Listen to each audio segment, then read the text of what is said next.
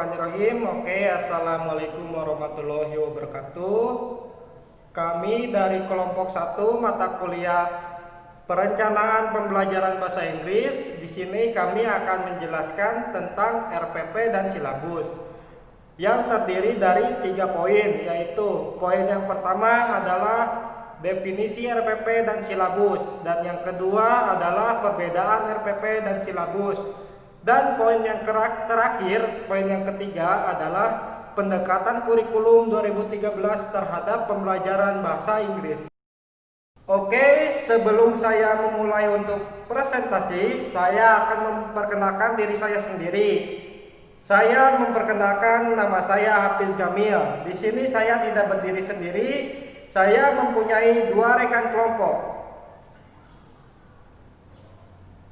Nama saya Liga Rahmawati. Nama saya Tita Trisnawati. Baik, di sini Liga Rahmawati dan saya akan menjelaskan tentang definisi dari RPP dan silabus. Sebelum saya mulai, saya ingin bertanya kepada kalian, apakah kalian sudah mengetahui apa itu RPP dan apa itu silabus? Baik, kalau begitu saya akan menjelaskannya. Yang pertama yaitu silabus. Silabus merupakan rencana pembelajaran pada kelompok mata pelajaran atau tema tertentu yang mencakup standar kompetensi dasar, materi pokok, kegiatan pembelajaran, indikator, penilaian atau alokasi waktu, dan sumber atau alat pembelajaran. Itu menurut Kunandar tahun 2011. Dan menurut kelompok kami, silabus merupakan seperangkat rencana serta pengaturan pelaksanaan pembelajaran dan penilaian yang disusun secara sistematis yang membuat komponen-komponen yang saling berkaitan untuk mencapai penguasaan kompetensi dasar. Dan untuk RPP, perlu kita ketahui bahwa rencana pelaksanaan pembelajaran merupakan terjemahan dari ide kurikulum yang berdasarkan silabus yang telah dikembangkan pada tingkat nasional ke dalam bentuk rancangan proses pembelajaran untuk direalisasikan dalam pembelajaran. Karena setiap guru pada satuan pendidikan berkewajiban untuk menyusun RPP secara lengkap dan sistematis sebagai langkah awal dari proses pembelajaran. Hal ini dimaksudkan agar pembelajaran dapat berlangsung secara interaktif, inspiratif, menyenangkan, menantang, dan efisien dalam rangka mengembangkan keterampilan berpikir tingkat tinggi. Dan RPP disusun berdasarkan serangkaian kompetensi dasar yang dilaksanakan dalam 1 kali pertemuan. Penyusunan RPP ini dilakukan pada setiap awal semester atau awal tahun pelajaran. Namun perlu diperbaharui sebelum pembelajaran dilaksanakan karena untuk pegangan seorang guru dalam mengajar di kelas. RPP juga dibuat untuk membantu dalam mengajar agar sesuai dengan kompetensi dasar dan standar kompetensi yang guru butuhkan. Oke, di sini saya akan memperkenalkan, nama saya Hafiz Jamil. Saya akan mencoba menjelaskan poin nomor 2, yaitu perbedaan silabus dan RPP. Silabus menurut pengertian dasar, silabus ialah perluasan atas standar kompetensi serta kompetensi dasar yang masuk ke dalam materi pembelajaran. Kegiatan pembelajaran dan indikator pencapaian untuk penilaian hasil belajar. Perbedaan ini bisa juga disebut atau dikaitkan dengan suatu rencana pembelajaran pada sebuah mata pembelajaran yang meliputi komponen-komponen penting, mulai dari standar kompetensi, kompetensi dasar, materi pembelajaran, kegiatan pembelajaran, dan penilaian atau hingga sumber belajar. Silabus juga sering disebut sebagai pedoman karena bagaimana utama untuk mengembangkan pembelajaran yang lebih lengkap, mulai dari menyusun rencana pembelajaran, mengatur kegiatan pembelajaran. Dan yang kedua, tentang RPP.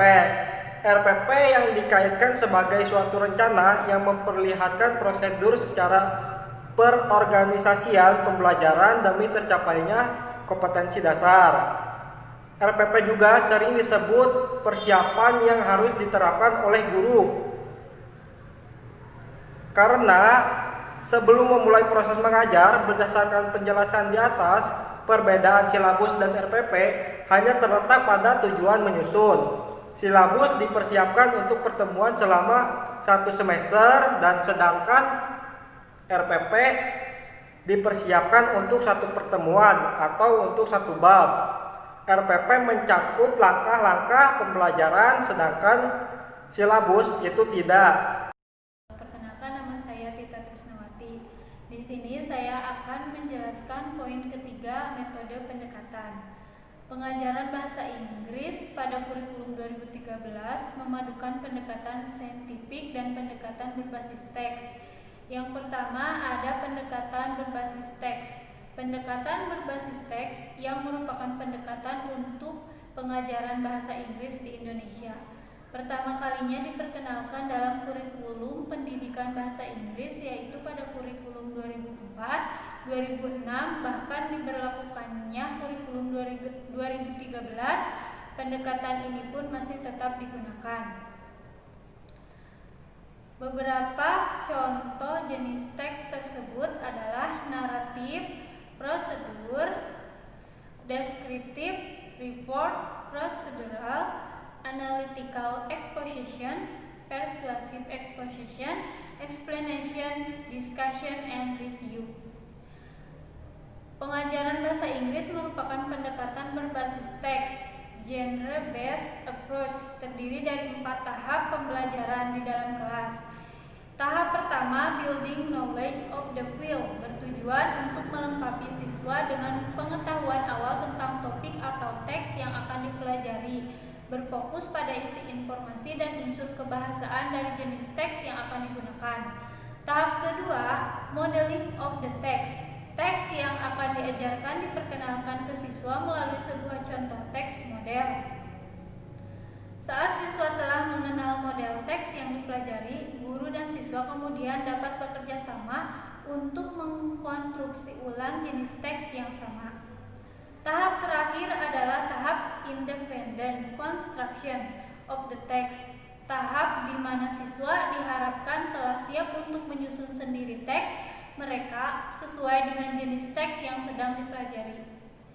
Pendekatan yang kedua yaitu pendekatan saintifik. Pendekatan saintifik ini terdiri atas beberapa tahapan, yaitu tahapan mengamati, menanya, mengumpulkan informasi dengan bereksplorasi atau bereksperimen, mengasosiasi dan mengkomunikasikan. Adapun penjelasan masing-masing tahapan sebagai berikut. 1. Mengamati. Kegiatan yang dilakukan pada tahapan ini yaitu kegiatan yang memaksimalkan panca indera dengan cara melihat, mendengar, membaca, atau menonton. Yang kedua, tahap menanya. Pada tahapan kegiatan menanya merupakan proses mengkonstruksi pengetahuan berupa konsep, yaitu tentang fungsi sosial dari teks dan prosedur tentang struktur teks melalui diskusi kelompok atau diskusi kelas. Yang ketiga, tahap mengumpulkan informasi dengan bereksplorasi atau bereksperimen. Kegiatan mencoba atau mengeksplorasi adalah kegiatan untuk menginteralisasi pengetahuan dan keterampilan yang baru saja diperoleh atau dipelajari. Pada proses ini, peserta didik berlatih mengungkapkan hal-hal baru yang dipelajari.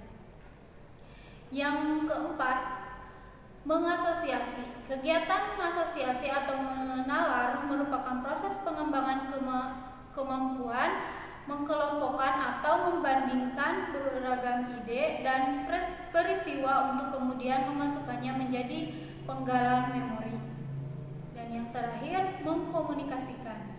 Kegiatan mengkomunikasikan ditujukan untuk mengembangkan kemampuan menyajikan atau mempresentasikan semua pengetahuan dan keterampilan yang sudah dikuasai dan yang belum, baik secara lisan maupun secara tertulis.